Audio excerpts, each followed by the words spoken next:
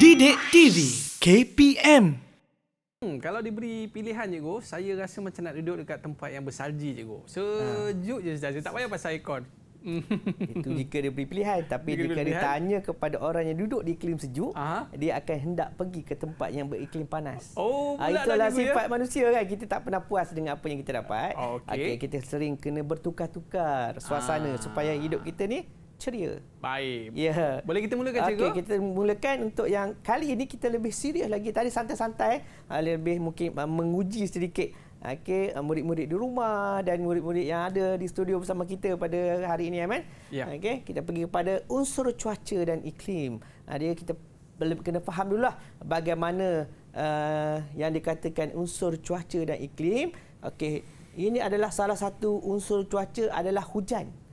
Hujan terbentuk daripada proses kitaran hidrologi. Ini dipanggil kitaran hidrologi. Bermula dengan yang pertama lah, saya ambil nombor satu, bermulanya sejatan permukaan berair lah. Contoh laut, sungai, tasik, kolam dan sebagainya oleh cahaya matahari, haba matahari, dan akan berlakulah proses sejatan dan pemeluapan sehingga terbentuknya awan.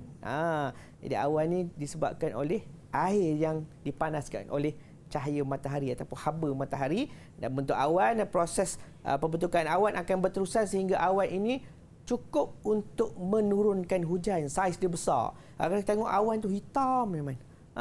Hitam awan tu menunjukkan bahawa awan itu mengandungi kandungan air yang sangat banyak. Maka turunnya air hujan dan akan mengesap masuk ke dalam tanah ataupun mengalir ke dalam sungai, dan begitulah kitaran ini tidak henti, tidak pernah berhenti. Ini dipanggil kitaran hidrologi. Itu unsur yang pertama. Unsur yang kedua adalah suhu. Harap murid-murid di rumah, murid-murid di studio kena faham unsur cuaca ni dan iklim. Hujan tadi yang pertama, yang kedua adalah suhu. Di mana unsur-unsur ni perlu murid-murid fahami, calon-calon SPM fahami, kerana dia dalam geografi fizikal. Geografi fizikal ni perlukan murid-murid memahami dengan lebih mendalam. Suhu adalah darjah kepanasan udara dalam atmosfera. Semakin panas udara, bacaan suhu semakin tinggi. Biasa kita tengok temperature kan, bacaan suhu dalam kenderaan. Kerana kenderaan canggih dia ada bacaan suhu. Itu adalah suhu. Yang kedua berkaitan dengan unsur cuaca dan iklim. Yang ni penting untuk tip peperiksaan SPM. Soalan boleh keluar berkaitan dengan formula pengiraan suhu. Saya nak tanya adik Devon. Adik Devon ni nak tanyalah. Formula pengiraan suhu. Bagaimana kita nak kira suhu berkaitan dengan min suhu tahunan? Boleh tak? Devon? Boleh, cikgu. Boleh. Silakan. Semangat adik Devon kita ni untuk bagi kongsi dengan adik-adik di rumah. Jumlah min suhu bulanan dalam setahun bahagi dengan jumlah bulan dalam setahun. Sebab disebut kunci dia adalah tahunan. Min tu adalah jumlah min suhu bulanan dalam setahun. Min ni purata. Min ni purata lah. So kalau pada bulan pertama Januari sehingga bulan Disember, dipuratakan suhu, dibahagikan dengan jumlah bulan dalam setahun. Jumlah ni berapa? Siapa boleh beritahu? Dinesh, setahun ada berapa bulan, Dinesh? 12. 12. Bagus. Cakap. Kita terus gambar dalam fikiran kita, setahun ada 12 bulan. Jumlah min suhu bulanan dalam setahun setiapnya, maksud dia Januari ada berapa suhu bacaan suhu sehinggalah Disember, jumlahkan keseluruhan dan bahagi dengan jumlah bulan dalam setahun, dapatlah min suhu tahunan. Nanti kita akan tunjuk contoh soalan. Ini adalah julat suhu tahunan. Julat ni adalah perbezaan suhu paling tinggi dalam satu masa ditolak dengan suhu yang paling rendah dalam satu masa, akan dapatlah dipanggil julat suhu tahunan. Kalau bulanan dalam masa sebulan lah. Kalau harian dalam masa satu hari. Ini kita bagi contoh tahunan. Katalah daripada Januari hingga Disember, suhu dia berbeza-beza. Suhu paling tinggi katalah 33 darjah Celsius, paling rendah 27 darjah Celsius. Jadi 33 tolak dengan 27 berapa, 33 tolak 27. Ada 6 cikgu. Ada 6. Alhamdulillah. Bagus. Okey, Abang Aiman, studio cerdik ni. Adik-adik pun cerdik di rumah. Saya yakin calon-calon SPM pun boleh menjawab sebab dia mudah. Okey, pengiraan matematik mudah lah. Julat suhu tahunan, min suhu bulanan tertinggi tolak min suhu bulanan terendah. Dapatlah perbezaan, itu dipanggil julat suhu tahunan. Ini fokuslah. Dia boleh keluar dalam geografi kertas 1. Soalan objektif. Yang ni saya bagi contoh. Okey, soalan yang kita mintalah adik-adik di rumah sama-sama kita jawab soalan ini. Ini soalan contoh berkaitan dengan bab suhu tadi lah, unsur cuaca dan iklim. Okey. Boleh? Siapa nak jawab? Okay. Ada yang dalam 4 orang ni. Devon ke, Lashmi ke, Loga ke, Dinesh ke?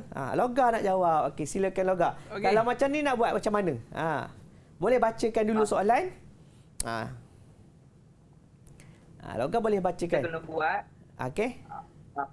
Kalau soalan macam ni, kita kena buat jumlah min suhu bulan dalam setahun bahagi dengan jumlah bulan dalam setahun. Okey. Nak dapatkan jumlah tu macam mana, Loga? Jumlah tu kita kena bahagilah cikgu. Bahagi dengan 12. Okey, bahagi dengan 12. Jadi jumlah itu daripada bulan Januari sehingga bulan Disember. Bagus. Jumlahkanlah, maksudnya penggunaan kalkulator tambah. Okay, sebab dibenarkan membawa kalkulator untuk geografi kita 1.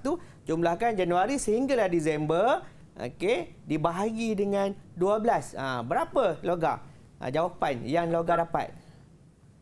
Jawapan dia ialah C 28 Celsius. 28 darjah Celsius. Ditanya min suhu tahunan. Sebenarnya seperti mana yang saya maklumkan tadi, mesti dijumlahkan dan dibahagi dengan 12. Dapatlah purata dia 28 darjah Celsius. Bagus, Loga. Bagi tepukan kat Loga. Tepuk. Okey. Wow. Okey. Itu adalah contoh. Nampak dia senang je soalan SPM. Ya, memang senang.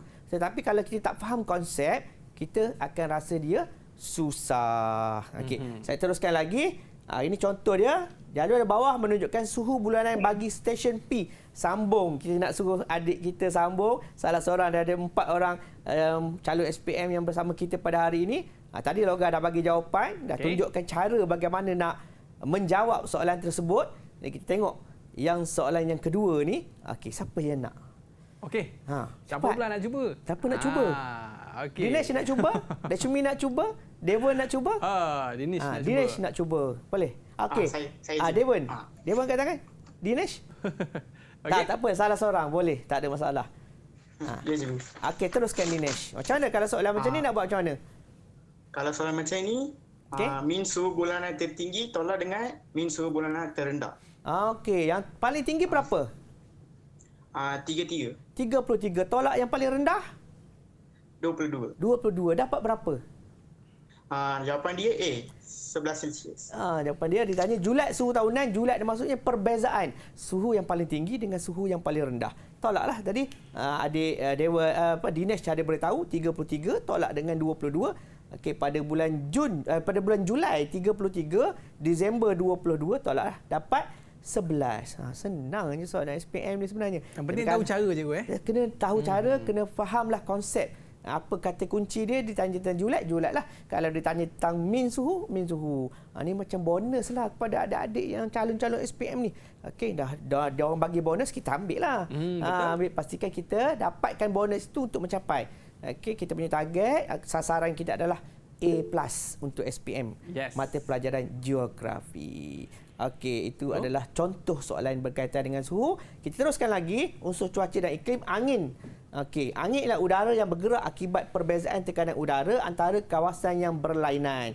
Udara bergerak dari kawasan bertekanan tinggi ke kawasan bertekanan rendah. Macam mana kita pernahlah kita daki bukit, naik kereta daki bukit, tiba-tiba telinga kita rasa berdengung.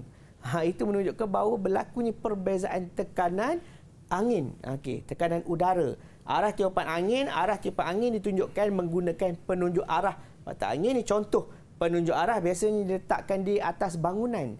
Okey, di atas bangunan menunjukkan mana arah angin itu bertiup. Kalau dia jarum anak panah itu menunjuk ke arah utara lah.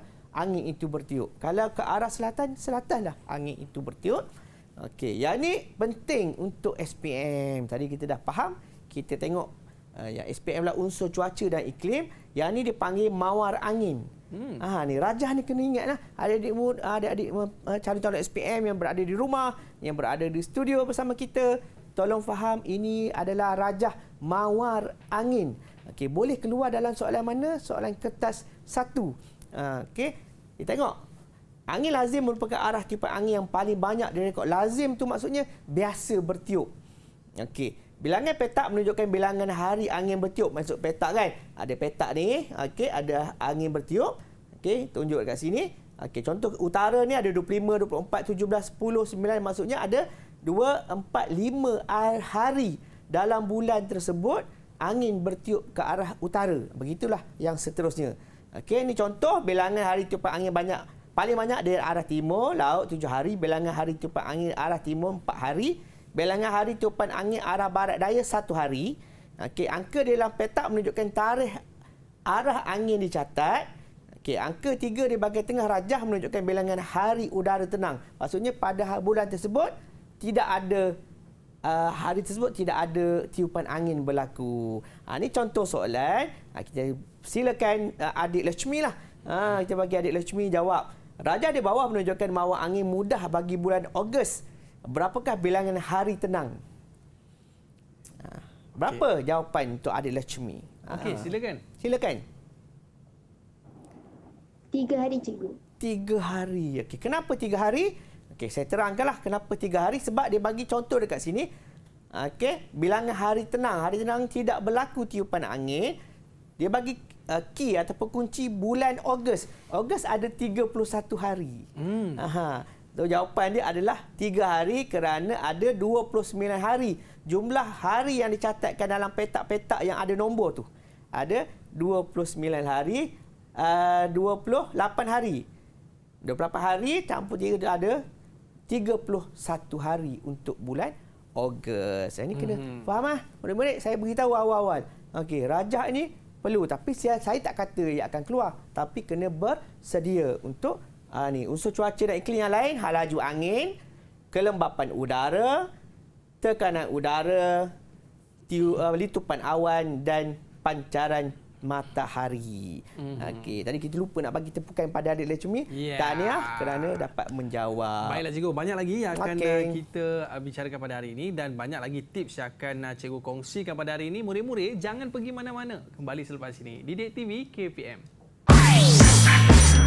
Didik TV KPM.